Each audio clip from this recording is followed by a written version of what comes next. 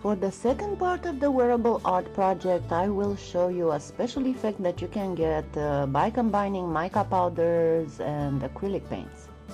So I have a piece of scrap clay that I rolled through the pasta machine on thickest setting, then I doubled it up, and then you will need a stamp that has a whole bunch of lines, not a lot of wide recesses, but line recesses. So I got my stamp with a nice deep impression, because that's what you need a very deep impression. And then I will be using a paper towel because I don't want to spread mica powder all over the place. And I will use a combination of all kinds of mica powder colors. You don't have to go overboard like I did, but I just wanted to show you, if you watched my autumn leaves earrings tutorial, it's pretty much the same way that you apply the mica powders. And here I got a range of yellows, oranges and greens. That is, I have citrine, super bronze, super copper, super russet, blue russet, and then some spring green and some reflex violet. And I am just dropping in spots the various colors, the same as I did for those earrings. So right now all you do is to just drop the color in various spots. You do not spread it. Just use all the colors that you want to put there. And essentially it's a good idea to use as a main color one range, and then add at the very end one or two complementary colors, just a little bit of them, just for you know, extra oomph to it. And then of course, exactly like you see now, I'm applying the, actually no, it was not spring green, it was a dual blue, yellow green, no, dual green blue, sorry. And then exactly like I did for those earrings, I clean my brush, and then I will just rub the brush all over those mica powders, blending them. And in the very beginning you will not see a lot of difference. It will look pretty much all the same, and you'll be like, why in the world did she just go through all that trouble? But you will see the difference here in just a little bit, I promise you. So once you are done with this, you will need some, I prefer to use for this specific one metallic colors, but you can use any kind of other acrylic colors you want.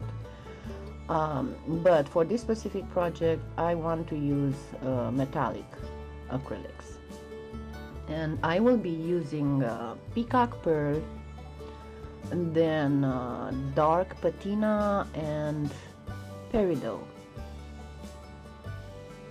So what you want to do, you have to apply the acrylics pretty much in a wash, not as pure color, because if you apply them in a wash, the mica powder itself will act pretty much like a repellent, so the washed off acrylic paint will have to settle in the recesses left by the stamp.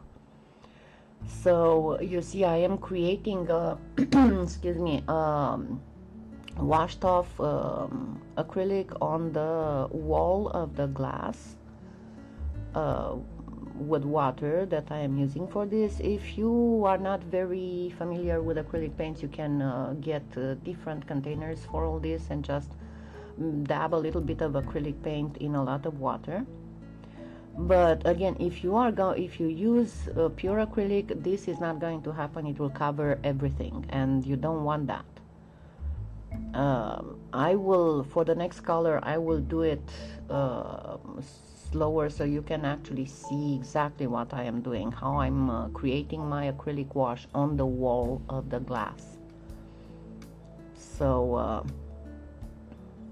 watch here. So I get a dab of the paint, I place it on the wall of the glass, and then I keep adding water until it starts becoming a wash.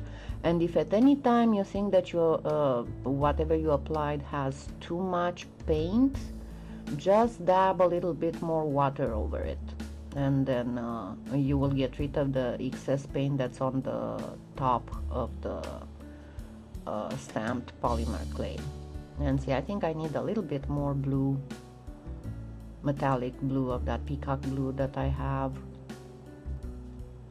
So I'm going to apply a little bit more, and again I get a dab of acrylic paint, I place it on the wall of the glass, and then I keep adding water until it gets to be pretty much a wash.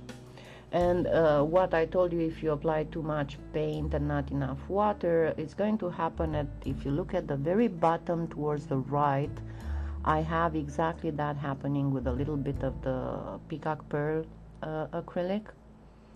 And I will show you what to do to lift that off. Now I'm going to use a paper towel to lift off whatever is on the very top, very gently dabbing, very gently. And see how I have too much blue there? So I am going to just slightly touch it with a little bit more water. And my camera decided to unfocus. Hello? There you go. And now I can lift off everything that is on top of the polymer clay. And now you will be able to see all the differences between all those mica powders. Make sure that you clean well your paintbrush. After cleaning it in water, I always spray some alcohol on it. But let's see how it looks like. See, look at all that beauty. And now all we have to do is to wait for it to completely dry.